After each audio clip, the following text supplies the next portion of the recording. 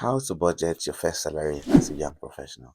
That's what I'm going to be talking about in this part two of my financial literacy series. In part one, I talked about how to negotiate your first salary and the things you must do. If you haven't seen that video, you probably check my channel to see all of that information. And in part three, after this, I'll be talking about should you save or invest? What are the tips that you can use to manage that process? So that's part three. So we'll dive right in on how to budget.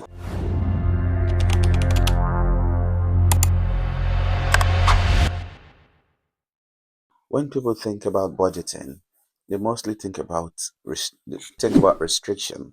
They think about things that will not help them to enjoy their life. A document that will probably constrain them from doing what they want and makes life just boring because they have to stick to a budget. But there is a better way to think about budgeting, which is why you're here. And what is that? That way is thinking about budgeting as a tool that helps you manage your finances so that you can have more to spend in the future for the things that are important to you. Sometimes we buy things that are impulsive, so things that just drives our fancy. Maybe you see some very nice gadget on Temu and like, hey, I'm going to get this one. Well, you check in your mind, you know you don't need that item, but because it's fanciful and something that comes cheaply. The trick for Timo, if you haven't noticed, is they don't sell you one thing. They give you a series of items to buy, and you have to reach a certain amount before you can check out. So don't think about just the small item with a cheap price that you're buying, or a series of items that you probably will not need in the long run, but you have to buy because that's the strategy. Anyways, we're not talking about Timo here. We're going to be talking about how to budget your first salary. The first thing you need to do is to avoid lifestyle inflation. Because you have gotten a job, you probably haven't earned as much as you're going to be earning your new job. Is to be tempted to inflate your lifestyle. You want to live in a certain area of the city. You are now thinking about owning that car that you have been eyeing. You're thinking about upgrading your wardrobe to designers and things like that. That's lifestyle inflation. That's not what you should be doing at this stage. What you should be doing at this stage is getting the basics. There are some things that you just need. Like if you need to upgrade your clothes, you know where you can go to get your clothes. It doesn't have to be the most expensive one. Nobody really notices where you get your designer's clothes from. Or if you manage to get something that is presentable, that you can iron, you look neat, those are better options than getting expensive stuff. So avoid lifestyle inflation. The second point is to use an envelope system. And what does that mean? Some people have categorized it into different terminologies and strategies that you can adopt. Let's say 50% for your needs, 30% for your wants, and 20% for your savings or investment. That is good. But what I often tell people is if you earn a low salary, sometimes 50% is not enough for your needs.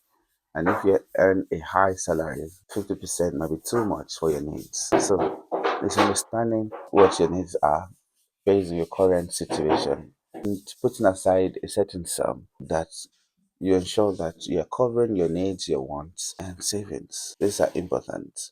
Your needs are critical. These are things like housing, your clothing, and food. Those are basic needs, human needs that you cannot outsource. You cannot avoid. You have to absorb it and make provisions for those. Your wants are maybe eating out. Sometimes that could be a need, depending on your situation. Your wants could be going to the cinemas to see a movie. Your wants could be getting a sneaker, a new sneaker, a white new sneaker. Those could be your wants. Those are legitimate wants. Doesn't mean that the fact that you're budgeting, you must not enjoy what you want, but ensure that your wants are within a certain percentage so that you don't overblow the spending to the things that could affect your future spending. And of course, lastly, your savings, which is also very critical. You need savings to meet emergencies. You need savings to take advantage of opportunities in the future. You need savings to do things that you would like to do in the next 5 years. Maybe you want to build a house or buy a house.